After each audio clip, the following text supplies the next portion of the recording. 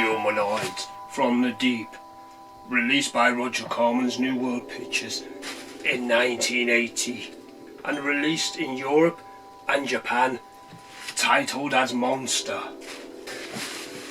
It stars Doug McClure, Anne Turkel, Vic Morrow and Greg Travis. It's about a small fishing town involved in suspect racial attacks on indigenous people and a morally corrupt chemical company dumping its chemical waste into the ocean, which results in salmon turning into mutated fishmen, the humanoids who rise from the deep to rip people apart and have sex with our women. It has a leading action hero who disappeared for a long time but comes back to fight the monsters. It has a scientist who can work out all the plot details simply by looking at a dead fish man. Intrigue, mystery, scares, social and political subtext, nudity. It has it all. So join me as we check out 10 groovy facts about humanoids from the deep.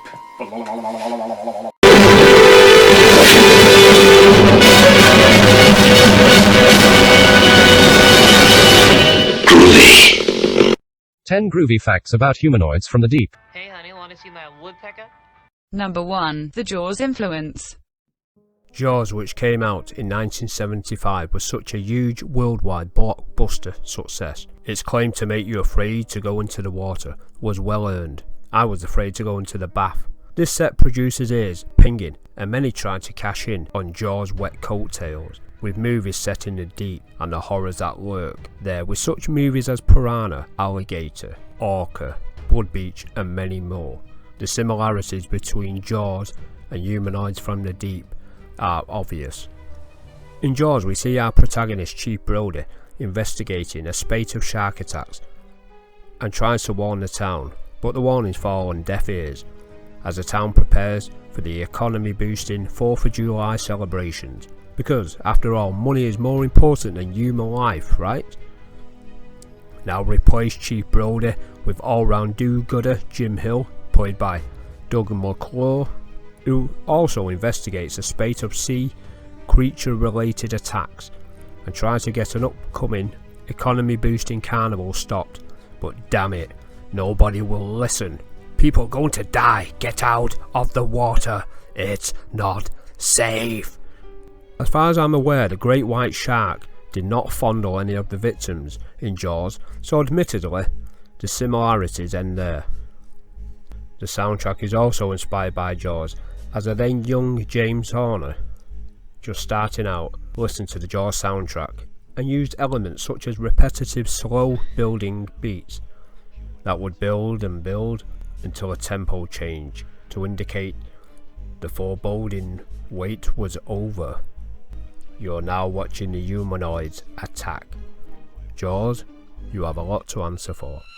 Number 2. The mysterious uncredited producer was Roger Corman. That's right, the legendary Roger Corman, one of the most prolific film directors, producers and occasional actor involved in horror and sci-fi cinema, was behind Humanoids from the Deep. Pulling the strings, he was a master in getting low budget, quickly shot movies made, and would often choose people to work in the movies who would go on to be successful in their chosen business, such as Francis Ford Coppola, director of the Godfather trilogy, Martin Scorsese, director of Taxi Driver and Goodfellas, amongst many other great movies. He also gave start to The Terminator, creating James Cameron, and Gremlins directing Joe Dante. He also launched the careers of Sylvester Stallone, Dennis Hopper, Jack Nicholson and William Shatner.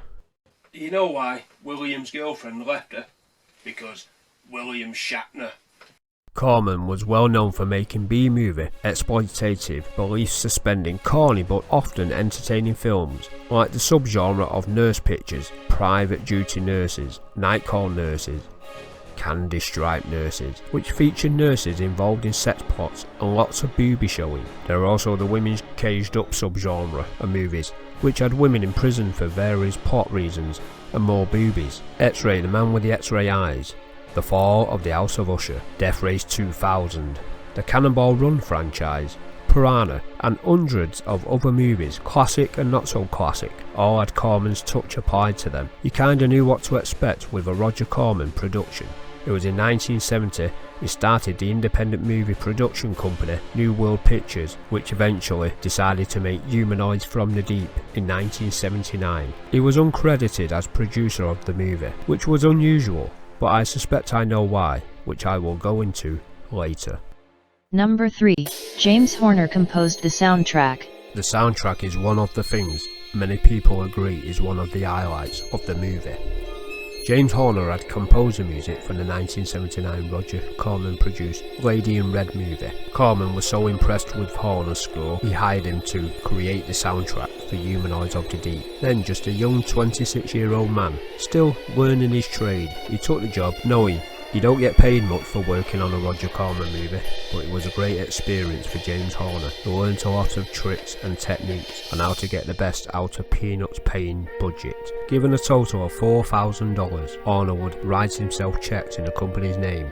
When he knew exactly how much he had spent that day, James Horner needed to hire an orchestra to perform the music he had written, and pretty much every movie studio had a contract with the AFM, American Federation of Musicians, where they can only use musicians in a union, which meant union fees had to be paid. Roger Corman was not paying these fees. His studio was of course not involved with the musician union, because A, it was Roger Corman, so why not? James Horner hired some of these union orchestra members, but instead of paying the orchestra nearly $400 for a 3-hour session, he would pay them $80 for the whole day. He managed to convince the union musicians to record the score at Olympiad in Venice, California, at night for non-union wages. To get in the box, sometimes you have to think outside the box. James Horner, after working on another Corman project, Battle Beyond the Stars, was noticed and he was asked to create the music for the second Star Trek movie, The Wrath of Khan. He would become a highly sought after, Oscar-winning composer and worked on such films as Aliens, Braveheart, Titanic, Apollo 13, Jumanji, and many more. Sadly, he passed away, aged just 61 years old. The world was robbed of a very talented man. Number 4. The name change that caused unwanted ripples. Humanoids from the Deep is a catchy B-movie title that evokes feelings of ye olde films of yesteryear, where B-movie monsters would go on the rampage. You kind of know what to expect with that title. It was more commonly known as Monster in Europe and Japan, but it was also known as Beneath the Darkness. Not to the public, mind you, but to the cast and crew eventually hired for the movie. Beneath the Darkness sounded like it could have been a more thought-provoking, respectable psychological horror thriller, with its leanings towards scientific experiments with genetic altering methods and corporate greed, as well as its social and eco-driven plot raising thought for concern. The film was originally offered to Joe Dante, the beloved director of Inner Space and Gremlins, and of course, The Howling. I suspect the movie would have had a bit more dark humour thrown in had he accepted, but sadly he did not. Barbara Peters was asked to direct the movie, and she was under the impression she would be directing a topical, social commenting psychological horror, the kind of film she wanted to make, and not the ropey monster fish film that came out. Some of the actors were dismayed when during shooting they found the title was to change to Humanoids from the Deep. As it slowly began to dawn on them, this was just going to be some low-grade horror movie. It's rumoured this was why Roger Corman was uncredited on the picture, as it would have given the game away, as Corman was trying to entice some respectable actors to his movie. The cast were not happy, and Barbara Peters was not happy, but things were going to become more controversial. More on that later. It's a doozy. It does make me wonder though, did they still think it was a socialist, psychological, responsible horror when they read the part in the script about the humanoids rising from the deep, and now angry, mutated salmon that want to grab girls? How can you take that seriously? Number 5. Doug McClure. Hi, his name's Doug McClure. You may remember him from such films as The Land That Time Forgot, At the Earth's Core, Warlords of Atlantis, The House Where Evil Dwells, and many, many more. with a diverse career appearing in westerns, thrillers and several low-budget sci-fi and horror films, which always seemed to be on TV when I was a kid. I look forward to seeing Doug McClure fight monsters and venturing into mysterious lands full of menace and creatures that will eat you no sooner than look at you. The character Troy McClure in the Simpsons cartoon was a loving tribute to Doug. I'm Troy McClure, star of such films as P is for Psycho and The President's Neck is Missing. And Doug found it highly amusing, once asking his daughters, "Are they making fun of me?" when he first saw the character in all its yellow glory. It was felt Humanoids from the Deep needed an actor who would be instantly recognisable and beloved by fans of genre cinema, whilst not in the best of shape and looking older than his 44 years of age when he was cast in Humanoids. It was like watching my dad in action when he fought the Humanoids with his paunch, but he gets the job done, and it's Doug McClure, so what more or should that be? What McClure can you ask for? Number 6. The Humanoid Suits. Rob Bottin, the special effects artist responsible for the amazing work done on the 1976 King Kong movie, which I really liked, despite its negative feedback. Piranha, The Howling, Total Recall and RoboCop. RoboCop, Rob Bottin. And 7, Don't Look in the Box, as well as many other fantastic effects-laden movies. Hired to create the special effects on an incredibly small budget, but this was a Roger Corman production, so what do you expect? The movie required a scene where several of the humanoids go around violently attacking people at the Salmon Carnival. There's carnage galore, some more breast, and lots of bloody humanoids. Run. No wait, there's only 3 of those suckers.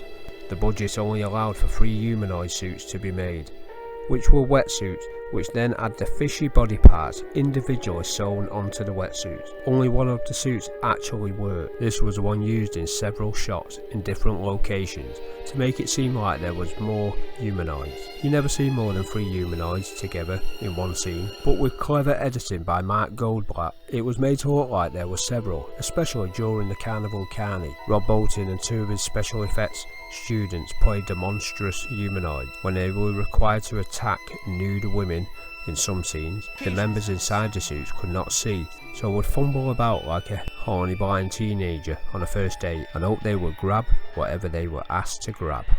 Number 7. The comic book sequel. Sadly, there was never a film sequel to this cult gory exploitative movie, but it did take on form as a comic book, now titled Roger Corman's Humanoids from the Deep. This one-shot issue, released by the appropriately named Blue Water Comics in 2010, centred around the story of the skimpily clad Anne and her best friend Cindy, who do everything they can to survive the humanoids' attack when they arrive from the depths once more to gatecrash an island high school graduation party, because they just love gatecrashing those pesky varmints. I've not read the comic, but it is easily available at the usual places, and it does look like a lot of gory, raunchy fun. It's amazing this small cult horror movie has gained such an audience that it now has its own comic book several years later.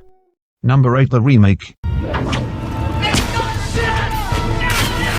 Showtime Entertainment approached Roger Corman in 1994 and asked if he would develop a season of horror and sci-fi films for Showtime TV. They began filming in January, and by the end of June they had a staggering 13 films in the can. These were then shown in the Roger Corman Presents series. It was doing really well, so a second season was greenlit, and this is when the Humanoids from the Deep remake was made as part of the show, shown in September 1996.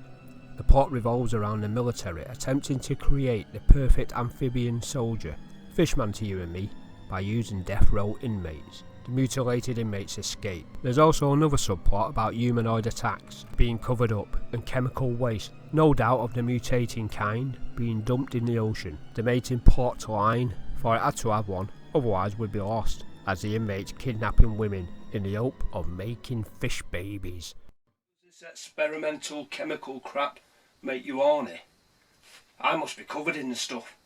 There's some crazy stuff involving the lair and a pregnant humanoid carrying woman. Have mercy on her soul. The cast includes horror regular and bear lover Clint Howard, as well as Robert Carradine, who is a member of the infamous Carradine family, and he himself is no stranger to the genre, appearing in movies and shows such as Stephen King's Tommyknockers and Twilight Zone, to name but a few. You will notice in the Carnival Carnage moments, should you watch this remake, that a lot of the footage is actually from the 1980 original and was used to save costs. Well, no surprise there, it is a Corman production after all. Greg Travis, who was in the original playing a radio DJ, also appears in the remake playing a porter. He could have warned everybody. The nudity and gore was severely toned down, no doubt to changing times and the TV limitations. I say, stick to the original. Unless they got gills, they're already dead. Number 9. Sex and Nudity Outrage. Now it's fair to say the 80s were a different time.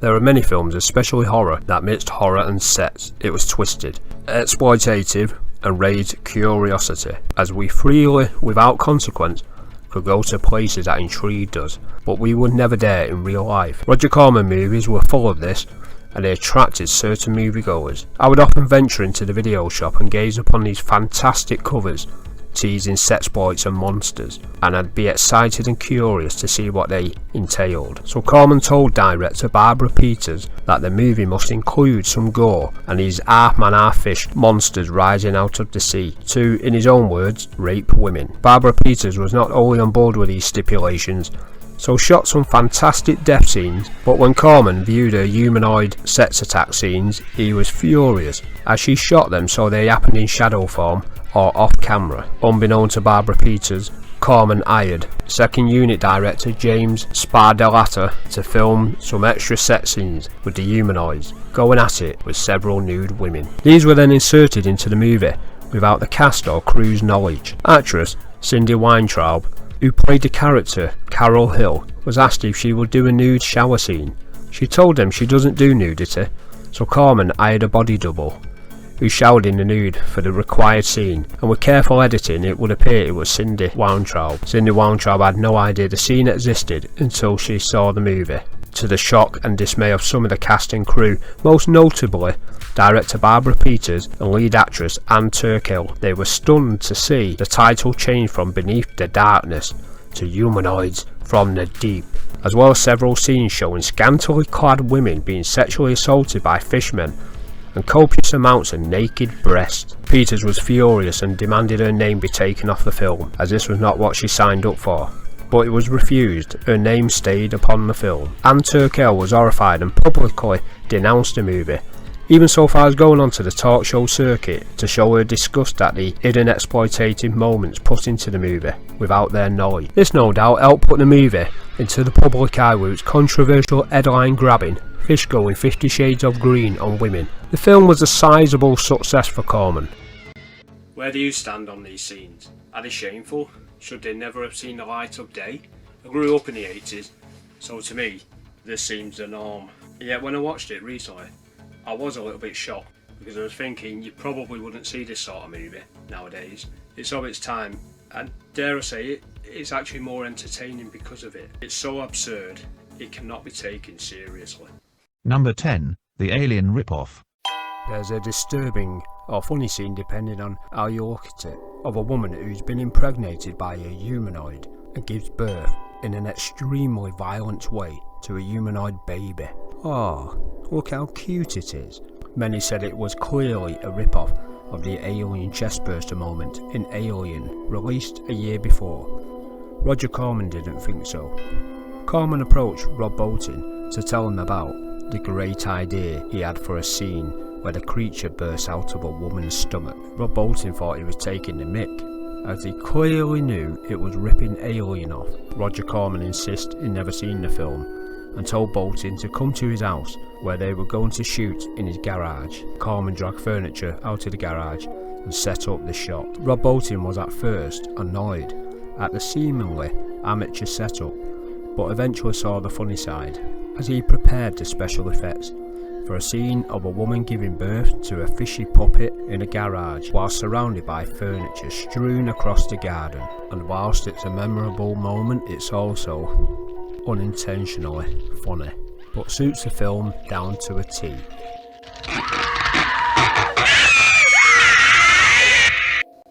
in a garage?